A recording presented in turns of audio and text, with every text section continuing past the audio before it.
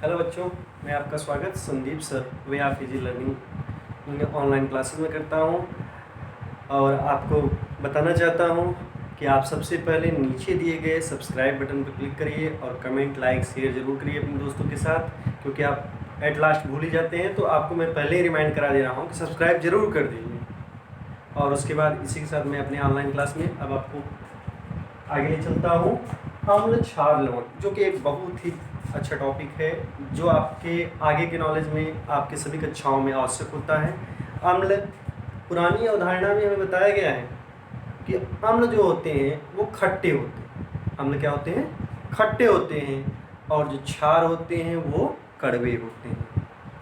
और लवण की परिभाषा तो आपको बताया गया है कि अम्ल और क्षार जब मिलते हैं तो एक आयनिक ठोस बनता है, जिसे हम क्या कहते हैं? लवण कहते हैं। तो इस प्रकार से हमने देखा क्या, एसिड, बेस और सॉल्ट, ये तीन चीज़ों के बारे में मैंने बताया अभी आपको। अम्ल क्या होते हैं? खट्टे होते हैं, स्वाद में खट्टे होते हैं। क्षार क्या होते हैं? कड़वे होते हैं। और सॉल्ट क्या है? अम्ल और क्षार के मिलने से जो आयनिक ठोस बनता है उसे हम क्या कहते हैं? लवण कहते हैं। अब अगर हम देखें तो अम्ल क्षार के लिए तीन वैज्ञानिकों ने अपने अपने सिद्धांत दिए हैं, आधुनिक सिद्धांत, जिसके आधार पर हम अम्ल क्षार को डिवाइड करते हैं, जानते हैं। तो हम देखते क्या है, आर्हेनियस का सिद्धांत दिया जाता है। आर्हेनियस का सिद्धांत, थियरी ऑफ आर्हेनियस, जिसमें आपको बताया जाता है, बहुत ही सिंपल सी बात है, किसी भी पदार्थ को जब हम जल में घोल देते हैं, किसी भी पदार्थ को जब हम जल में घोलते हैं, यदि उसमें H+ आयन मुक्त होता है तो उसे हम कहते हैं अम्ल। क्या कहते हैं? अम्ल। तो हम सिंपल सी बात नोट करेंगे, जलीय विलयन में,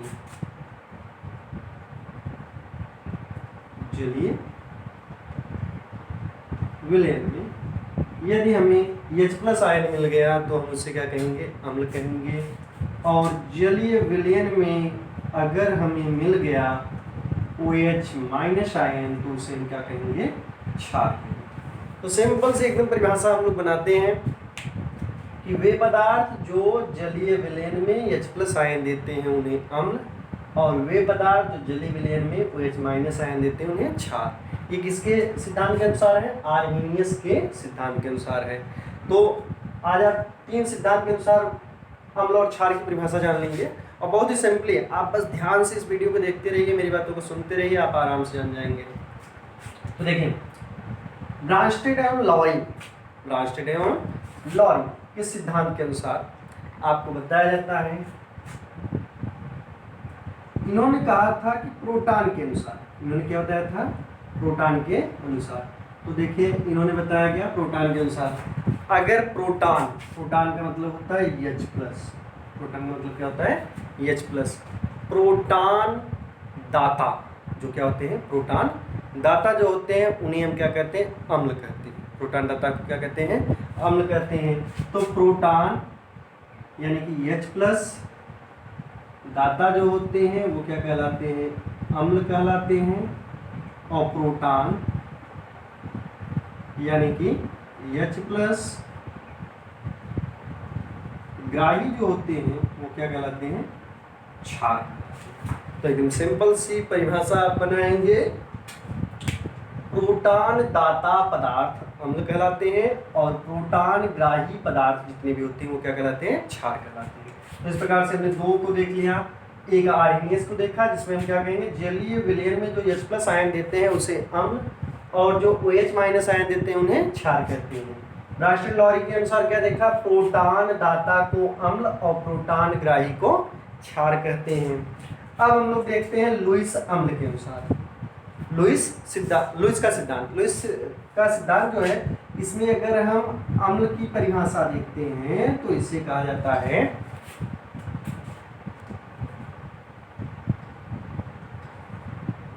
इलेक्ट्रॉन युग्म, इलेक्ट्रॉन युग्म ग्राही, इलेक्ट्रॉन युग्म ग्राही। इलेक्ट्रॉन युग्म क्या होता है? आप लोगों ने सुना होगा, lone pair of electron, lone pair of electron को ही हम क्या कहते हैं, इलेक्ट्रॉन युग्म। इलेक्ट्रॉन युग्म ग्राही मतलब ग्रहण करने वाला, इलेक्ट्रॉन युग्म को जो ग्रहण करेंगे उन्हें हम क्या कहेंगे, अम्ल कहेंगे। और इलेक्ट्रॉन युग्म दाता जो होंगे ये हो गए आपके एक्सेप्टर और ये हो गए आपके डोनर ना। तो इलेक्ट्रॉन युग्म लोन पेयर को हम लोग शॉर्ट में एलपी भी लिखते हैं, एलपी ऑफ इलेक्ट्रॉन मतलब लोन पेयर ऑफ इलेक्ट्रॉन। तो लोन पेयर ऑफ इलेक्ट्रॉन का जो दाता होगा उसे हम कहेंगे क्षार और जो इलेक्ट्रॉन युग्म ग्राही होगा उसे कहेंगे अम्ल। अब आपके मन में आप ये बात आती होगी कि लोन पेयर होता क्या है, लोन पेयर होता क्या है। तो एकदम शॉर्ट में आप देख लीजिए, जैसे जो आपके संयोजी इलेक्ट्रॉन होते हैं, संयोजी इलेक्ट्रॉन मतलब बाहरी कोश के इलेक्ट्रॉन। जैसे हम नाइट्रोजन की बात करें, यहाँ पे देखिए नाइट्रोजन की बात करें तो नाइट्रोजन में 7 इलेक्ट्रॉन होता है। इसे अगर हम कोश में डिवाइड कर दें Kl में, आप लोग देखे होंगे, आप लोग पढ़े होंगे कि जब आपको पढ़ाया गया है इलेक्ट्रॉनिक विन्यास ना, तो Kl में जब डिवाइड करते हैं 2 और 5 आता है। तो ये जो बाहरी कोश होता है इसी को कहते हैं संयोजी कोश, संयोजी कोश। और इसमें जो इलेक्ट्रॉन होता है इसे कहते हैं संयोजी इलेक्ट्रॉन ना। तो जो बाहरी कोश है उसको क्या कहेंगे, संयोजी कोश। और जो उसमें इलेक्ट्रॉन पाए जाते हैं उसे कहते हैं संयोजी इलेक्ट्रॉन। ये संयोजी इलेक्ट्रॉन 2 प्रकार के होंगे, एक होगा आबंधी, ये बहुत ही इंपॉर्टेंट है, ध्यान दीजिएगा इसको, ये है आबंधी। और दूसरा होता है अनाबंधी, आबंधी और अनाबंधी। ये आबंधी को हम कहते हैं बॉन्डिंग इलेक्ट्रॉन, बॉन्डिंग इलेक्ट्रॉन। और अनाबंधी को कहते हैं नॉन बॉन्डिंग, नॉन बॉन्डिंग।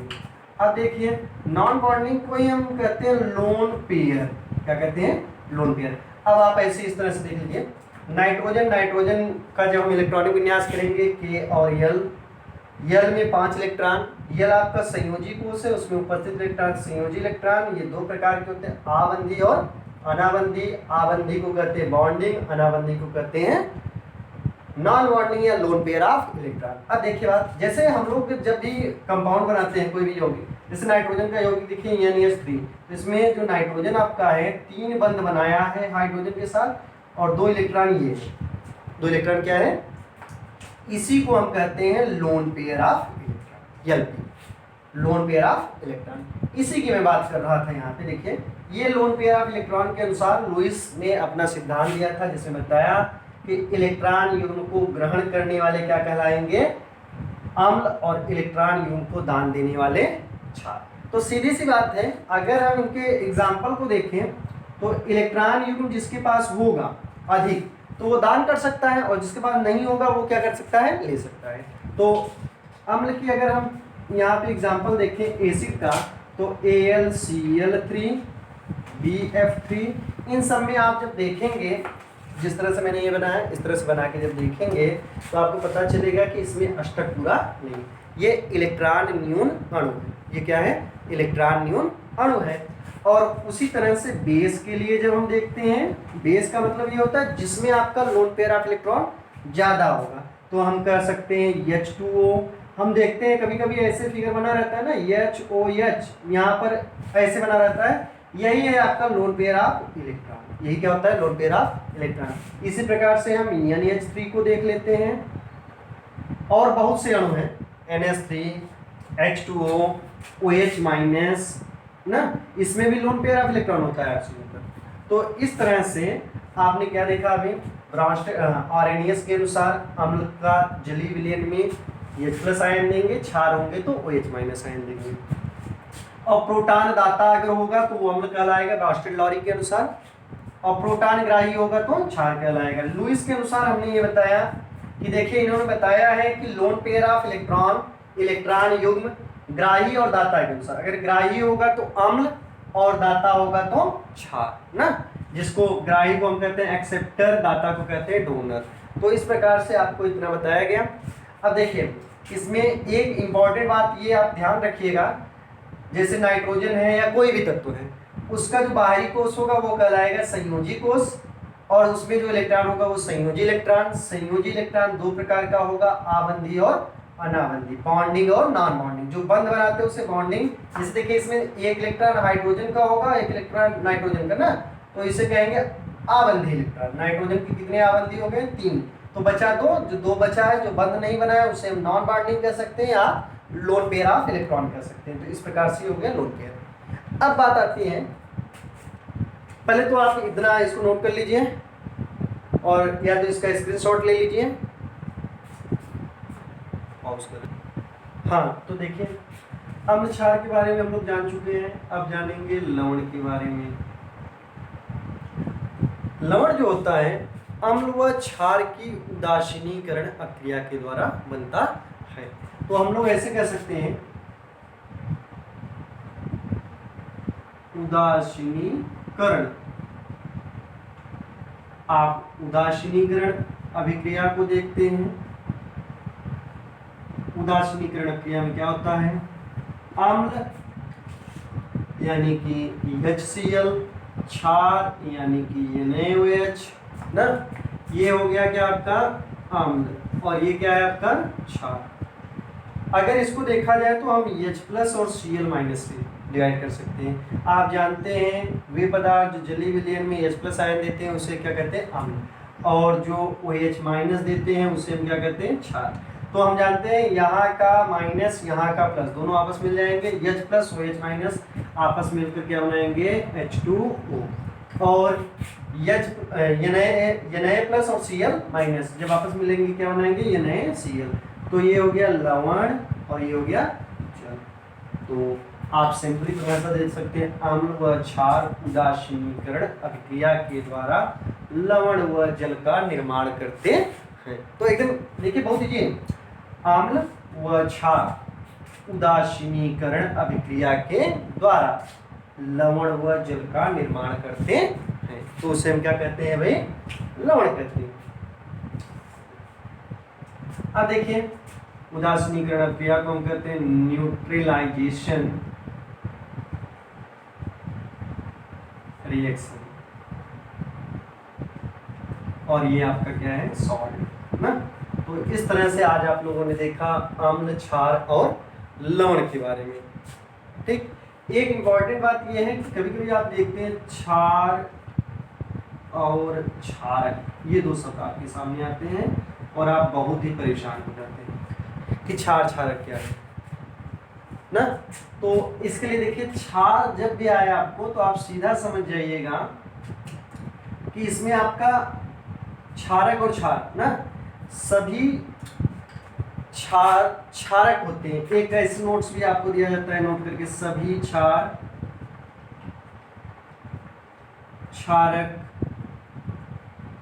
होते हैं किंतु सभी क्षारक क्षार नहीं होते। तो कहने का ये मतलब है जिसमें OH- पहले से ही उपस्थित रहेगा वो सब क्या हो जाएंगे? क्षार होंगे। सभी क्या होंगे? क्षार होंगे। और जिसमें जल में घोलने पर, जलीय विलयन में घोलने पर, जलीय विलयन में जो OH बनाएंगे, OH- बनाएंगे उसे क्षारक कहेंगे, और जिनमें ऑलरेडी OH उपस्थित रहेगा वो क्षार कहेंगे। जैसे आपका क्या है? NaOH, ये आपका क्षार कहलाएगा। ये क्या कहलाएगा? क्षार। लेकिन अगर कहा जाए CaO तो ये क्या है? आपका क्षारक है। ये ध्यान दीजिएगा आप। हाँ तो देखिए इस तरह से आप क्षार क्या होगा? जिसमें OH- ऑलरेडी उपस्थित रहेंगे वो सब क्षार होंगे, और जिसमें नहीं रहेगा, अब जैसे देखिए इसको अगर हम जल के साथ जोड़ देते हैं ना, जल में घोल देते हैं तो क्या बनाता है? CaOH का होल ट्वाइस। अब इसमें आया OH ना, और इसमें तो ऑलरेडी था, इसमें ऑलरेडी होगा उसे क्षार कहेंगे। और एक बात और आप देख सकते हैं, क्षार जो होते हैं जल में अघुलनशील होते हैं। ये भी ध्यान रखिएगा, क्षार क्या होते हैं? जल में अघुलनशील होते हैं। ठीक, तो इस प्रकार से आपको आम्ल क्षार लवण के बारे में बताया गया। ठीक, और आप इस चैनल को सब्सक्राइब कर दीजिए, कमेंट कर दीजिए, लाइक कर दीजिए और अपने दोस्तों के साथ शेयर करिए और हमारे साथ बने रहिए। आपको अच्छा से अच्छा वीडियो मिलता रहेगा। जय हिंद।